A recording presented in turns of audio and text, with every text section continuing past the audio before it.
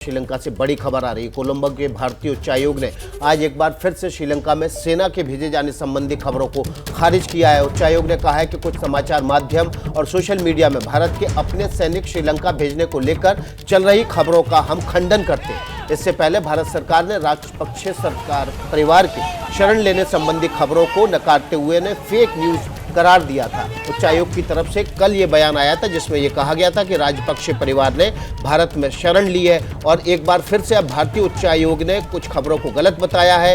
राजपक्षे परिवार भारत में शरण देने की खबर को भी गलत बताया और साथ ही साथ भारतीय सेना के श्रीलंका में भेजने की खबर को भी सीधे सिरे से नकारते हुए इस खबर से इनकार किया है। इस वक्त की बड़ी खबर एबीपी न्यूज पर आप देख रहे हैं। कोलंबो में भारतीय सेना के भेजे जाने की खबर को भारतीय उच्चायोग ने गलत करार दिया है। कल रात उच्चायोग की तरफ से यह भी बयान आया था कि किसी भी तरह से राजपक्षे परिवार को शरण भारत में नहीं दी गई है। हमारे सहयोगी प्रणय उपाध्याय इस खबर पर ज्यादा जानकारी के साथ जुड़ गए। प्रणय, लगातार अफवाहों का दौर चल रहा है और भारत को बार बार सफाई देनी पड़ रही है।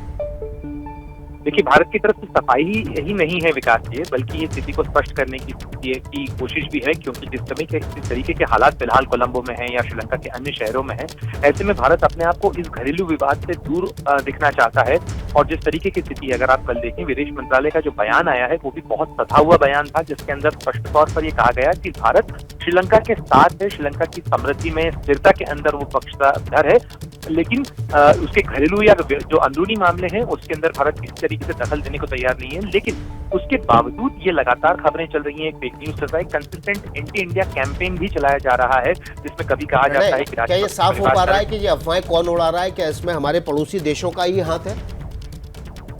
देखिए, इस चीज से इनकार नहीं किया जा सकता कि जो एंटी इंडिया ब्लॉक है या एंटी इंडिया जो एलिमेंट्स हैं, वो इस स्थिति का फायदा उठाते हुए भारत की जो कोशिशें हैं, भारत की जो श्रीलंका को मदद देने की कोशिशें हैं, चाहे वो ईंधन के मामले में हो या आर्थिक सहायता को, उसे डिस्टेबलाइज करने की कोशिश कर रहे हैं। और इसी के मद्देनजर ये चीजें, ताकि जो सेंटिमेंट्स हैं, जो जनता का सेंटिमेंट है, उसमें नाराजगी पैदा की जा सके, ये कोशिशें हो रही हैं और इसी को नकारने की कोशिश भारत की उच्चायोग की तरफ से की गई।